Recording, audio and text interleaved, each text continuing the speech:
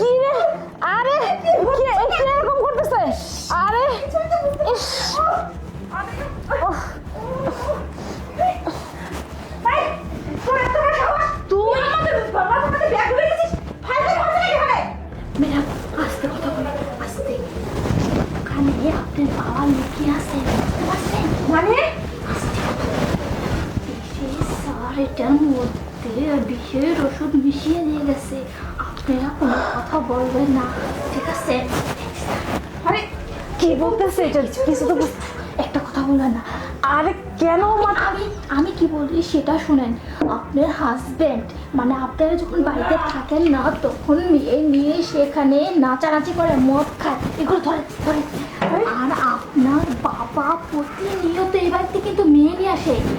Sir আমাকে এইসব বলতে না করছে, আমি তারপর আজকে বলে দিলাম ম্যাডাম আমাকে এইসব করার জন্য বলছে টাকা দিতে, কিন্তু আমি তো আপনাদের নুন খাইছি, আমি তো আর আপনাদের ক্ষতি করতে পারি না।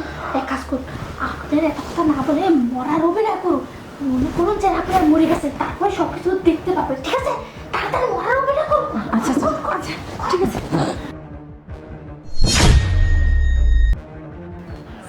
কাজ হয়ে গেছে, মরে গেছে।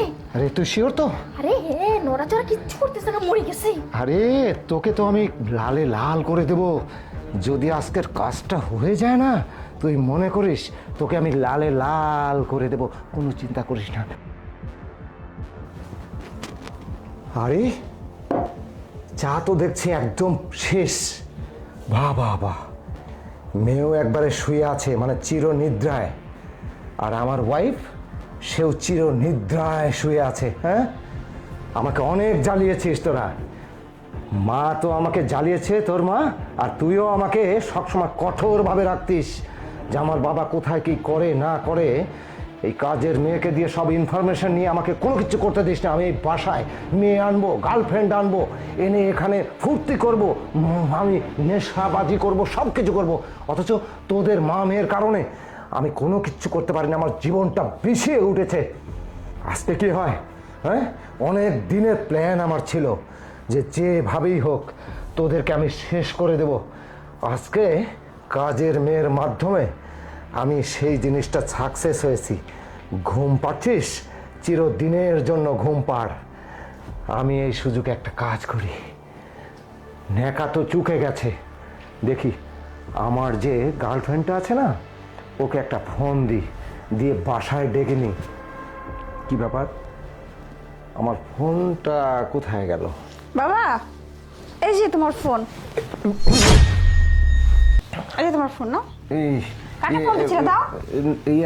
মা তুই ঘুমিয়ে গেছিলি? হ্যাঁ ঘুমিয়ে গেছিলাম, তোমার ভাষ্যের মধ্যে চিরনিদ্রায় নিদ্রিত হয়ে গেছিলাম, কিন্তু তোমার প্ল্যানটা না সাকসেস হয়নি। কাজের মেয়েটা আমাদেরকে বাঁচিয়ে দিয়েছে। কি সব প্ল্যানের কথা বলছিস মা? হ্যাঁ স্যার, আমি না ওনাদেরকে বিষ খাই। ম্যাডাম আর আপু আমাদেরকে কত দেখাশোনা করে, আমার ফ্যামিলিকে দেখাশোনা করে, আর আমি আপনার কথায় ওনাদের দুইজনকে মেরে দিব, সেটা কখনো হয়? তুই আমার সাথে গাদ্দারি করছিস? এই দেখি তো, এত বড় কথা আমার মুখ দিয়ে এখনো বের হচ্ছে। তুমি কি ভাবছো আমরা কিছু জানবো না, কিছু বুঝবো না? এই কাজে মেয়ে সব কিছু আমাদের বলে দিচ্ছে। হ্যাঁ, আমরা এত কষ্ট করে মা মেয়ে টাকা ইনকাম করি, পুলিশের চাকরি করি, আর্মি চাকরি করি, আর তুমি ঘরে বসে বসে নষ্টমি করবা? আমরা টাকা ইনকাম করে দিব, বাইরে থেকে মেয়ে নিয়ে এসে নষ্টমি করবা? তোমার লজ্জা করে না? মিথ্যা কথা বলছিস। মিথ্যা কথা বলতেছে ও, মিথ্যা কথা বলতেছে, মিথ্যা কথা বলতেছে তুমি। তোমার কোনো মাপ নেই, কোনো ক্ষমা নেই।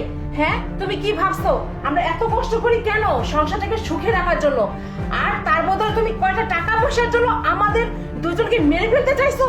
আচ্ছা বাবা কোন স্বামী এই সামান্য কিছু টাকার ফুর্তিবাজি করার জন্য নিজের বউ ছেলে মেয়েকে মেরে ফেলে? তোমার তো কোনো ক্ষমা হবেই না, তোমাকে আমি থানায় নিয়ে যাবো, দৃষ্টান্ত হবে। মেয়ে হয়ে বাবাকে অ্যারেস্ট করছে, চলো থানায়। কোনো কথা নাই।